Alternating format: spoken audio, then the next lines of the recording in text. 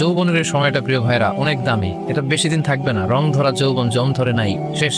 এই দেখতে দেখতে ছোট্ট কিশোর হয়ে পৃথিবীতে এসেছিলেন, শিশু ছিলেন, কিশোর, তারপর এখন যুবক। কিছুদিন পরে বিয়ে করে থাকলে দেখবেন যে আল্লাহ ঘরে মেহমান পাঠিয়ে দিলে বাবা হয়ে গেছে। কিছুদিন পরে মেয়েটারে বিয়ে দিলে এরপর কি হয়ে যাবেন? শ্বশুর হয়ে যাবেন, এরপরে নানা হয়ে যাবেন, দাদা হয়ে যাবেন। এই তো জীবন, this is the circle of life. তার জীবনটা সে কোন কাজে লাগিয়েছে? ওয়ান শাবাবিহি ফিমা আবলা, জীবনের মধ্যে যে যৌবন ছিল ওই সময় কি করছে? ভাই ভাইকে চিনবে না, পরিচয় দিবে না। মা ছেলেকে দেখে পরিচয় দিবে না, বন্ধু বন্ধুকে দেখে পরিচয় দিবে না, সবাই ইয়ান অফসি ইয়ান অফসি। ওই ভয়ঙ্কর দিনে আল্লাহ তাআলা 7 শ্রেণীর লোককে তার আরশের নিচে ছায়া দিবেন। তো আবু হুরায়রা রাদিয়াল্লাহু তাআলা আনহু বর্ণনা করেন যে আল্লাহ রাসূল সাল্লাল্লাহু আলাইহি ওয়াসাল্লাম তিনি বলেছেন 7 শ্রেণীর ব্যক্তিকে, 7 ধরনের ব্যক্তিকে আল্লাহ তাআলা কিয়ামতের দিন, in the day of judgment, তার আরশের নিচে ছায়া দিবেন। যেদিন আল্লাহর আরশের ছায়া ছাড়া আর কোনো ছায়া থাকবে। এর মধ্যে প্রথম শ্রেণী হচ্ছে ইমামুন আদিল, মানে the just ruler, the just king, ন্যায়পরায়ণ শাসক। প্রথম শ্রেণী হচ্ছে ন্যায়পরায়ণ শাসক বা রাষ্ট্রপ্রধান। 2 নম্বর হচ্ছে ওয়াশাবুন নাশা ফি ইবাদাতিল্লাহ, এমন যুবক যে তার যৌবনটাকে আল্লাহর ইবাদতে কাটিয়েছে।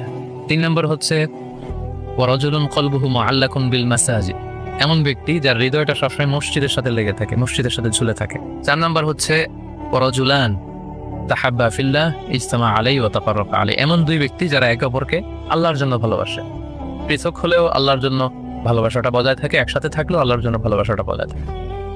5 নম্বরে হচ্ছে এমন ব্যক্তি দাআতহুম ইমরাআতুন যাতু মানসুবিন ওয়া জামাল, এমন ব্যক্তি যাকে সম্ভ্রান্ত বংশের খুব সুন্দরী, রূপসী, ভেরি বিউটিফুল লেডি, একজন নারী তাকে পাপ কাজের জন্য আহ্বান করেছে, কিন্তু সেই পাপ কাজে সাড়া না দিয়ে প্রত্যাখ্যান করে বলেছে ইন্নী আখাফুল্লাহ, আমি এই কাজ করতে পারবো না, কারণ আমি ভয় পাই একজনকে। তিনি কে? আমি আল্লাহকে ভয় পাই। 6 নম্বর হচ্ছে ওয়ারাজুলুন তাসাদ্দাকা বিসাদাকা ফাআখফাহা হাত্তা লা তা'লামা শিমালুহু মা তুনফিকু ইয়ামিনুহু, এমন ব্যক্তি যে গোপনে দান করে, এত গোপনে দান করে যে তার ডান হাত কি দান করে তার বাঁ হাত টের পায় না। সুবহানাল্লাহি ওয়া বিহামদিহি। 7 নম্বরে হচ্ছে ওয়ারাজুলুন যাকারাল্লাহা খালিয়ান ফাফাদাত আইনা, 7 নম্বর ব্যক্তি হচ্ছে এমন ব্যক্তি যে একা একা আল্লাহকে স্মরণ করে চোখের পানি ছাড়ে, আল্লাহকে স্মরণ করে, আল্লাহর জিকির করে, আল্লাহর ভয়ে তার অশ্রুসিক্ত হয়, তার চোখ বেয়ে দাঁড় করে পানি নামে। এই 7 শ্রেণীর ব্যক্তিকে আল্লাহ তাআলা আরশের নিচে ছায়া দিবেন, যেদিন কোনো ছায়া থাকবে না। এই হচ্ছে হাদিসের সরল বঙ্গানুবাদ। হাদিসটি সহিহ বুখারীতে এসেছে। হাদিসের টেক্সট থেকে পরে যে সহজ সরল বঙ্গানুবাদ করলাম, এটা আপনাদের মোটামুটি বুঝে আসছে না? বুঝে এসেছে। এরপরে ব্যাখ্যা করলে আরো ভালো বুঝতে পারবে। এই হাদিসটি বর্ণনাকারী হচ্ছে আবু হুরায়রা রাদিয়াল্লাহু তাআলা। আবু হুরায়রা রাদিয়াল্লাহু তাআলা এর নাম শুনেছেন আপনারা? আল্লাহ রাসূল সাল্লাল্লাহু আলাইহি ওয়াসাল্লাম একজন বিখ্যাত সাহাবী। ওনার নাম কিন্তু আবু হুরায়রা নন, ওনার নাম হচ্ছে আব্দুর রহমান। আবু হুরায়রা রাদিয়াল্লাহু তাআলা আনহুর আসল নাম কি? সবাই বলতে হবে আব্দুর রহমান।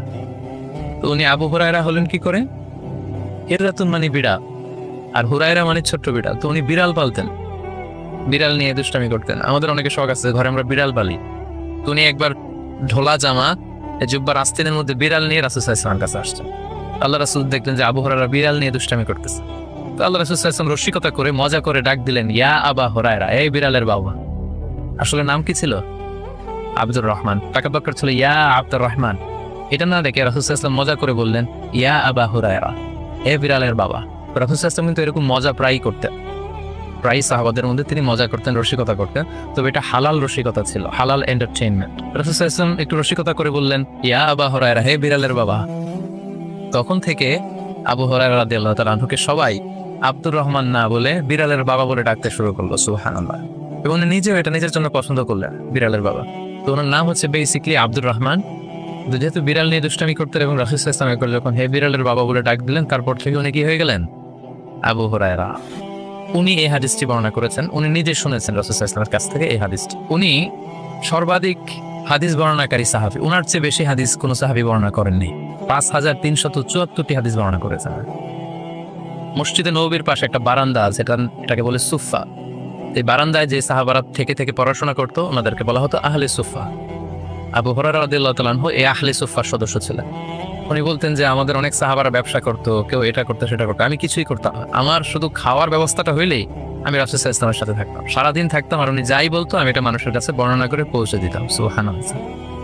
এই জন্যই উনি এত হাদিস বর্ণনা করেছেন। শুরুতে উনি এত হাদিস বর্ণনা করতে পারতেন না।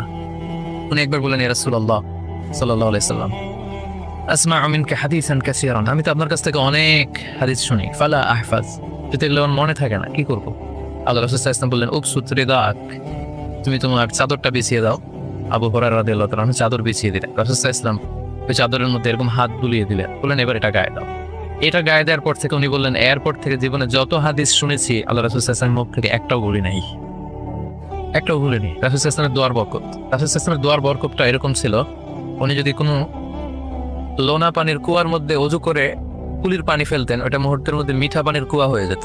গাছের মধ্যে ফল ধরে না, রাসূল সাল্লাল্লাহু আলাইহি ওয়াসাল্লাম টাচ করলে এর পরের বছর ফল হতে হতে একেবারে সয়লাভ। আনাস রাদিয়াল্লাহু তাআলা আনহুর জন্য একবার দোয়া করে দিয়েছিলেন, আল্লাহ তাকে সন্তান বেশি দাও, তাকে সম্পদ বেশি দাও। তো সন্তানের দোয়া এত কাজে লাগছে, ওনার সব মিলে 82 জন সন্তান ছিল, 80 জন ছেলে 2 জন মেয়ে। আর উনি বলতেন যে আমার এমন খেজুরের বাগান ছিল, মদিনার সবার খেজুরের বাগান বছরে খেজুর দিত একবার, আমার খেজুরের বাগানে বছরে খেজুর হতো 2 বার। রাসূল সাল্লাল্লাহু আলাইহি ওয়াসাল্লামের দোয়ার বরকত। মদিনার অনেক নবজাতক সন্তানদের মাথায় চুল গজায় না, রাসূল সাল্লাল্লাহু আলাইহি ওয়াসাল্লাম কোনো নবজাতক সন্তানের মাথায় হাত বুলিয়ে দিলে মাথার চুল তাড়াতাড়ি বড় হয়ে যেত, বারাকা। রাসূল সাল্লাল্লাহু আলাইহি ওয়াসাল্লাম হাত বুলিয়ে দিলেন, ওই হাত বুলানো চাদর আবু হুরায়রা রাদিয়াল্লাহু তাআলা আনহু গায়ে পড়লেন, আর ভুলে না কিছু, আর কিছু ভুলে না।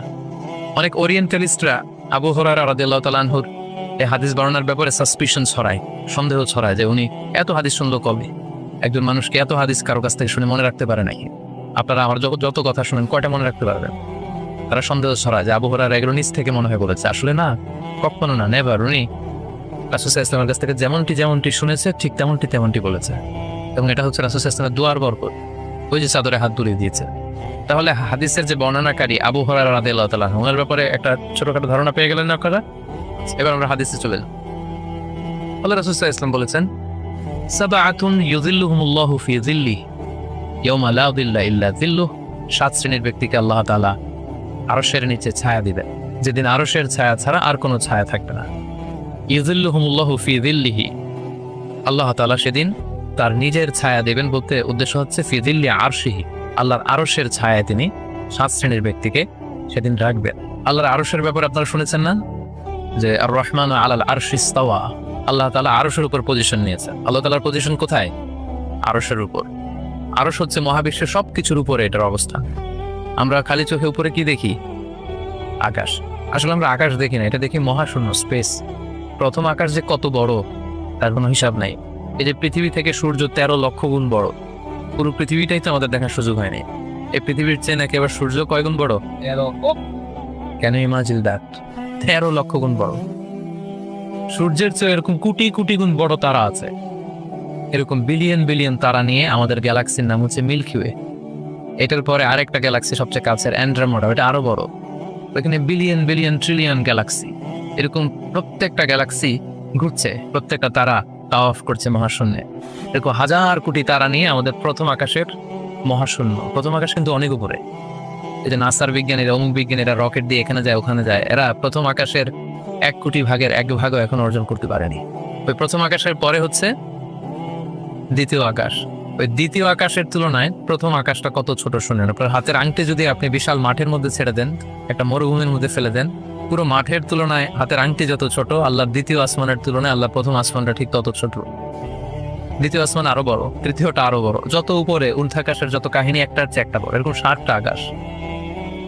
তার উপরে সিদরাতুল মুনতাহা, বর্ডার এরিয়া, তার উপরে লা জামান লা মাকান, ওইখানে সময়ের হিসাব নাই, স্পেস নাই, সময় নাই। কারণ আল্লাহর সময় দিয়ে বাঁধা যায়? আমাদের জন্য বসতে জায়গা লাগে, আল্লাহর পজিশনের থেকে জায়গার প্রসঙ্গটা আসে না, কারণ লাইসা কামিসলিহি শাই, উনি কারো মতো না, উনি উনার মতো। ওয়ালাম ইয়াকুল্লাহু কুফুয়ান আহাদ, তার মতো কেউ নাই। তো তিনি কার মতো? তিনি তার মতো, তার মতো কেউ নাই। তো তিনি কার মতো? তিনি তার মতো। তার উপরে হচ্ছে আল্লাহর কুরসি, তার উপরে আল্লাহর আরশ, সেখানে আল্লাহর পর্দা, এই পর্দার পেছনে আল্লাহ তাআলার সত্তা। আমাদের বাড়ির পর্দাগুলো কি দিয়ে তৈরি বলেন তো? কাপড় দিয়ে। আল্লাহর পর্দাগুলো আলো দিয়ে তৈরি, নূরের পর্দা। পর্দাটাই আলো। এজন্য সাহাবারা জিজ্ঞেস করেছিলেন, ইয়া রাসূলুল্লাহ হাল রাআইতা রাব্বাক, আপনি কি মেরাজের রাতে আপনার রবকে দেখেছিলেন? রাসূল সাল্লাল্লাহু আলাইহি ওয়াসাল্লাম বলেছিলেন, নূরুন আন্না আরাহু, উনি তো নূর, আলোর পর্দা, চোখ ঝলসে যাওয়ার মতো অবস্থা, আমি কিভাবে দেখবো? কারণ সরাসরি দেখেননি, আল্লাহ তাআলার সাথে সিক্রেট মিটিং হয়েছিল, কনভারসেশন হয়েছিল, কথাবার্তা হয়েছিল। তার উপরে হচ্ছে আরশ। ওই আরশের ছায়ার নিচে কিয়ামতের ময়দানে আল্লাহ তাআলা 7 শ্রেণীর ব্যক্তিকে স্থান দিবেন। কয় শ্রেণীর? 7 শ্রেণীর ব্যক্তিকে স্থান দিবেন, যে দিনটা হবে 50 আলফা সানা মিম্মা তা'উদ্দুন, 50,000 বছরের সময় একটা দিন, কিয়ামতের দিন। 50,000 বছর মানুষগুলো সব হয়রান হয়ে যাবে। ইহশারুন নাসু ইয়াউমাল কিয়ামাতি হুফাতান উরাতান মুশাতান গুরলা। রাসূল সাল্লাল্লাহু আলাইহি ওয়াসাল্লাম বলেন, প্রতিটি মানুষ হুফাত, কারো পায়ে জুতা নেই। আমাদের প্রত্যেকের জুতা আছে না আজকে? সেদিন জুতা থাকবে না। উরাতান, নেকেড, উলঙ্গ, গাড়ি নাই, কিছু নাই, ঘোড়া নাই, গুরলা, জন্মদিনের পোশাকে সবাই পাগলের মতো। আমাদের আশা বলেন, ইয়া রাসূল, এটা কেমন কথা? কারো গায়ে যদি ড্রেস না থাকে তো সবাই লজ্জা পাবে না? একে অন্যকে দেখে হাসাহাসি করবে না? আল্লাহ রাসূল সাল্লাল্লাহু আলাইহি ওয়াসাল্লাম বললেন, লিকুল্লি ইমরিইন মিনহুম ইয়াওমাইদিন শাআনু ইউগনি। আয়েশা, সেদিনটা এত ভয়ঙ্কর হবে যে অন্যের কি অবস্থা এটা চিন্তা করতে সে ভুলে যাবে। নিজের অবস্থা নিয়ে এত পেরেশানিতে সে থাকবে, ঘর্মাক্ত, ক্লান্ত, শ্রান্ত, পেরেশান। সূর্যটা একেবারে মাথার কাছে চলে আসবে। সূর্যের তাপে মাথার মগজগুলো গলে নাকের ছিদ্র, কানের ছিদ্র দিয়ে বেয়ে বেয়ে পড়বে।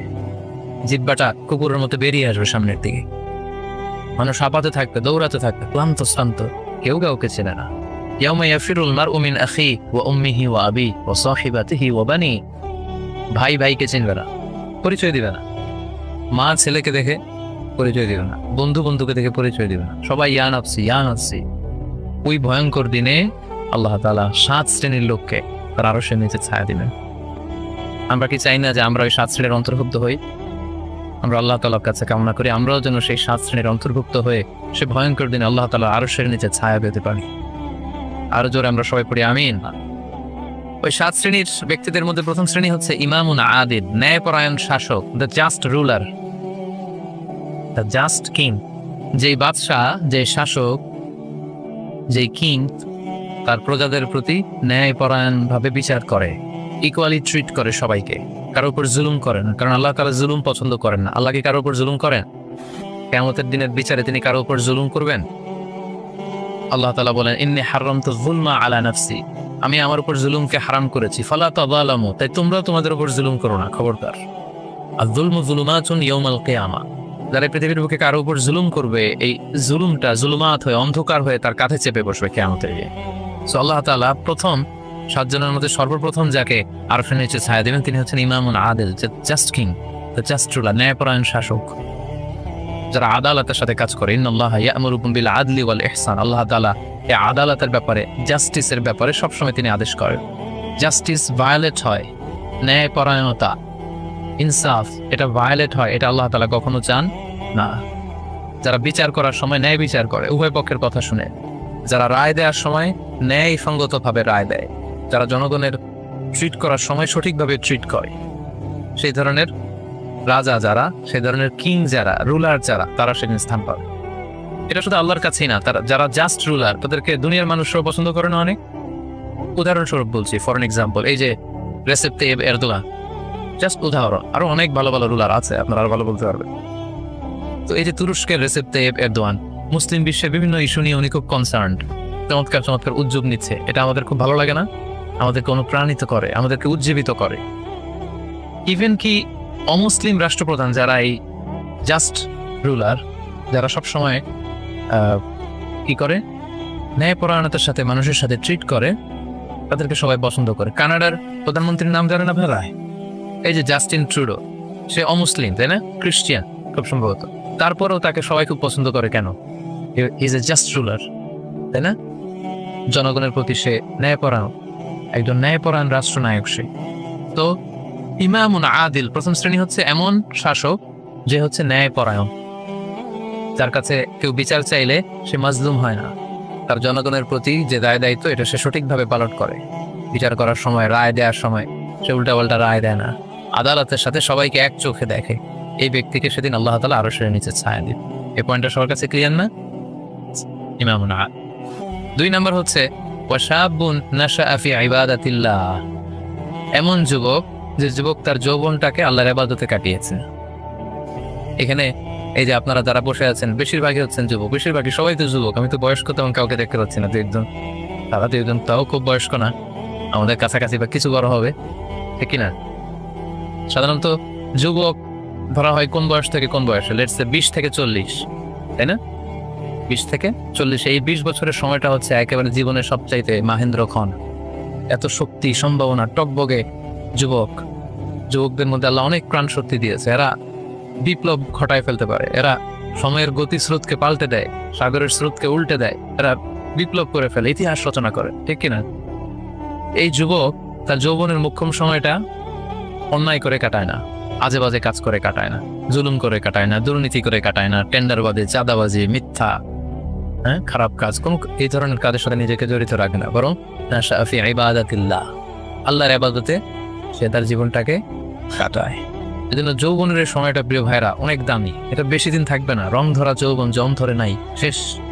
এই দেখতে দেখতে ছোট্ট কিশোর হয়ে পৃথিবীতে এসেছিলেন, শিশু ছিলেন, কিশোর, তারপর এখন যুবক। কিছুদিন পরে বিয়ে করে থাকলে দেখবেন যে আল্লাহ ঘরে মেহমান পাঠিয়ে দিলে বাবা হয়ে গেছে।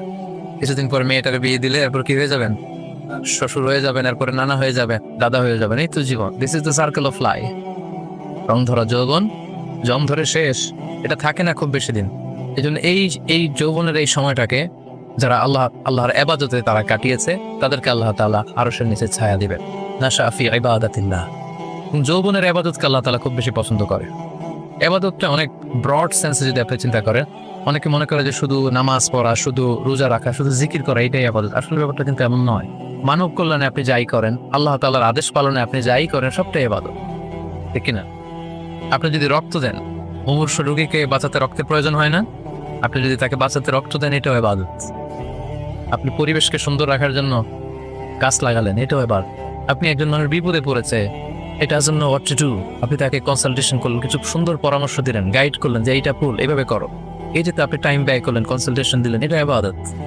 অনেকে মনে করে যে শুধু তাসবিহ, জিকির, কোরআন তেলাওয়াত এগুলোই মনে হয় ইবাদত। না, যে পথেই আল্লাহ সন্তুষ্টি, যে কাজ করলে আল্লাহ তাআলা সন্তুষ্ট হন, এই সবগুলো কাজই কিন্তু ইবাদত। তাই যৌবনের এই মোক্ষম সময়টাতে আল্লাহ তাআলার ইবাদত করে আমাদেরকে কাটাতে হবে। ওমা খালাকতুল জিন্না ওয়াল ইনসা ইল্লা লিয়াবুদুন। আমি মানব জাতির জিন জাতিকে কেবলই সৃষ্টি করেছি আমার ইবাদতের জন্য। এই জন্য এই বয়সে, আপনাদের এই বয়সের অফিসে খুব ব্যস্ততা, এখানে খুব ব্যস্ততা, এরপরেও যে একটু কষ্ট করে নামাজটা পড়েন, এরপরে যে জামাতে আসেন, এরপরে আপনি সুন্নাহ মোতাবেক চলতে যাচ্ছেন, দাঁড়িয়ে রাখছেন, এটা অনেক বড় ইবাদত। এটা আল্লাহ তাআলার কাছে অনেক বেশি প্রিয়। বৃদ্ধ বয়সের ইবাদতের চেয়ে যৌবনের ইবাদত আল্লাহর কাছে অনেক বেশি প্রিয়। এর কারণ হচ্ছে বৃদ্ধ বয়সে ইবাদত ছাড়া করবেটা কি? ইবাদত ছাড়ার তো সময় কাটে না, কারণ ঘরে আর কথা শোনার কেউ নেই, কেউ সময় দেয় না, রাতে ঘুমান হয় না, 3টার দিকে ঘুম ভেঙে দেয়। বাংলাদেশের কথা যদি বলি, দেখবেন যে মুরব্বীরা 3টা-4টার পরে নাকি ওনাদের ঘুমিয়ে আসে। তো অজু করে ইমাম সাহেবের 1 ঘন্টা আগে আসে মসজিদে ফজর পড়তে।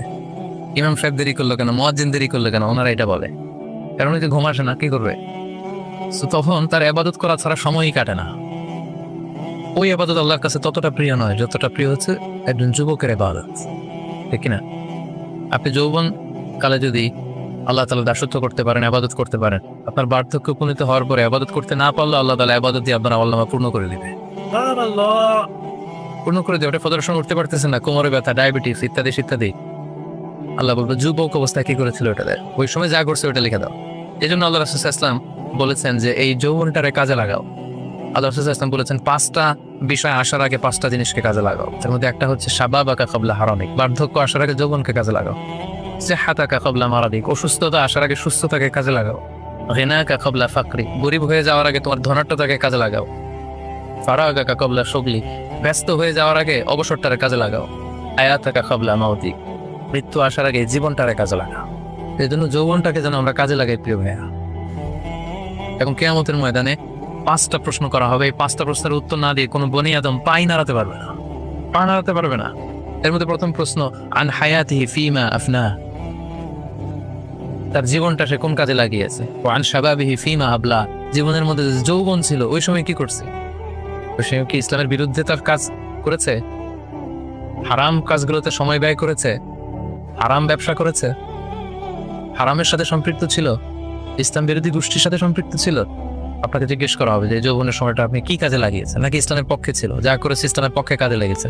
সম্পদ কোত্থেকে উপার্জন করেছে, কোথায় ব্যয় করেছে, যতটুকু জেনেছে ততটুকু মেনেছে কিনা? এই 5টা প্রশ্নের উত্তর দেওয়ার আগে বনি আদম কিয়ামতের ময়দানে পাই নাড়াতে পারবে না।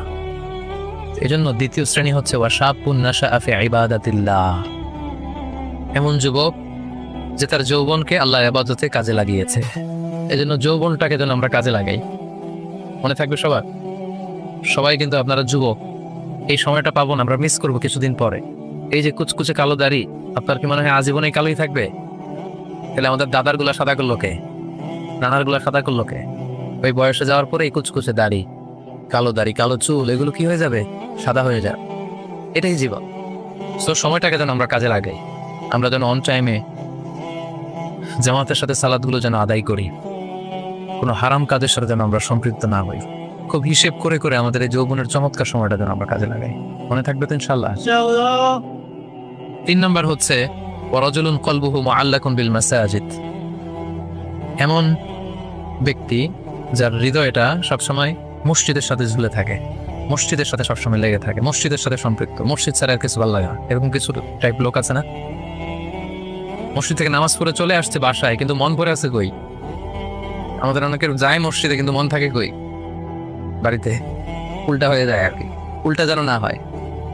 অনেকে দেখবেন যে জোহরের নামাজ পড়ে বাসায় আসছে, বাট মনটা পড়ে আছে মসজিদে। এই 3 নম্বর ব্যক্তি হচ্ছে রাজুলুন কলবুহু মুআল্লাকুন বিল মাসাজিদ। 3 নম্বর ওই ব্যক্তিকে আল্লাহ আরশের নিচে জায়গা দিবে যার হৃদয়টা মসজিদের সাথে লেগে থাকে। আর মসজিদ খুব ভালো লাগে। জোহর পরে বাসায় আসে কিন্তু মনটা পড়ে থাকে মসজিদে, ভাবে যে আসরটা পড়তে কখন যাব। আবার আসরের সময় যে যখন বের হয় মনে মনে ভাবে মাগরিবের সময় আমি কই থাকবো, আশেপাশে সূরাও থাকবে কিনা, মসজিদের জায়গা থাকবে কিনা, নামাজটা জামাতে হবে কিনা, একটা টেনশন, একটা পেরেশানি, সবসময় মসজিদের দিকে মনটা লেগে থাকে সব সময়। এই ধরনের লোককে আল্লাহ তাআলা সেদিন তার আরশের নিচে ছায়া দিবেন।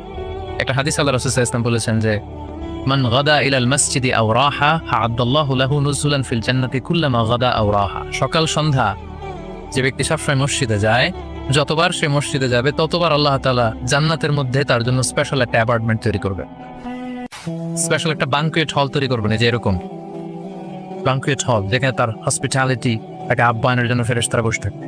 আল্লাহু আকবার। এজন্য মসজিদের সাথে যেন আমরা আমাদের সম্পর্কটাকে গড়ে তুলি।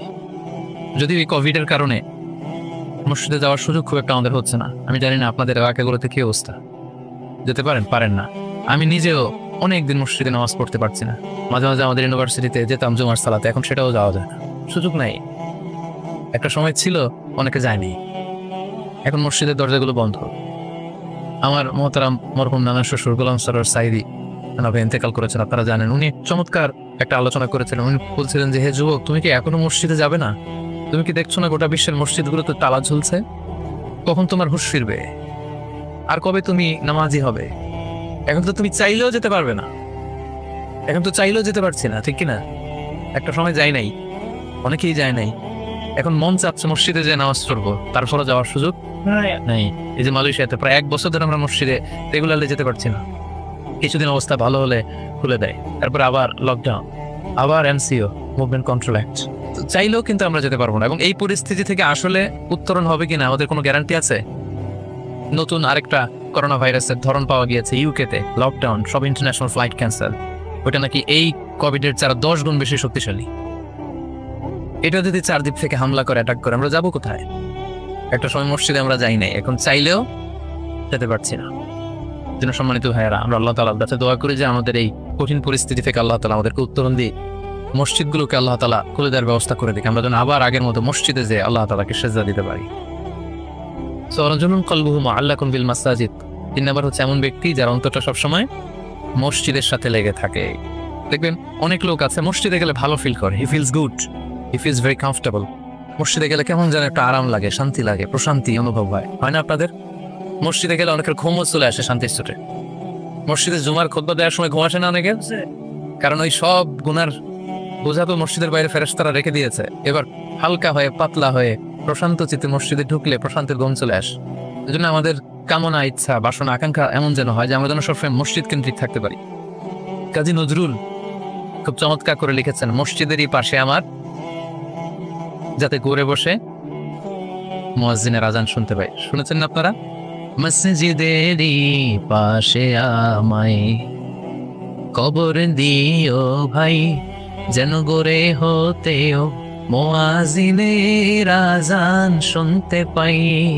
আমার ঘরের পাশে দিয়ে ভাই নামাজিরা যাবে, পবিত্র সেই পায়ের ধ্বনি এ বান্দা শুনতে পাবে, গোরা যাব হতে গুনাহগার পাইবে রে হাই।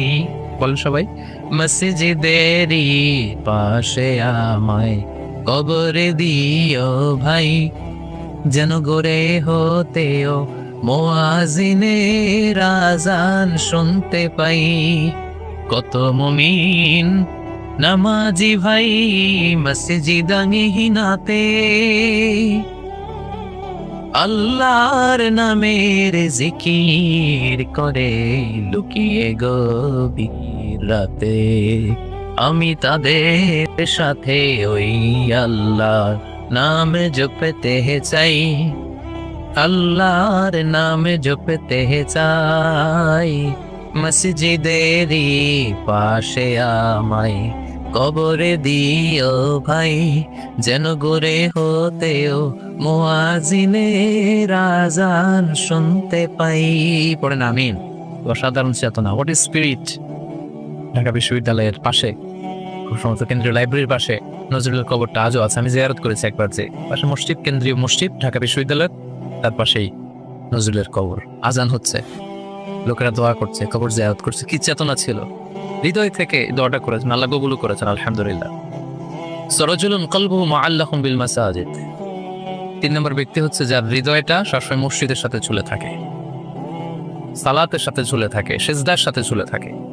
মসজিদের সাথে সম্পর্ক আমরা বাড়াবো তো এখন থেকে, রাজি আছেন সবাই? আচ্ছা, চতুর্থ শ্রেণী হচ্ছে রাজুলানি তাহাব্বা ফিল্লাহ ইজতামা আলাইহি ওয়া তাফাররাকা আলাইহি। এমন 2 ব্যক্তি যারা একে অপরকে আল্লাহর জন্য ভালোবাসে, যারা একে অপরকে আল্লাহর জন্য ভালোবাসে। আল্লাহর জন্য ভালোবাসা, তারা যাই করে আল্লাহর জন্য করে। আমরা একে অপরের সাথে দেখা হলে বলি না, ভাই উহিব্বুকা ফিল্লাহ, আপনাকে আমি আল্লাহর জন্য ভালোবাসি, বলি না?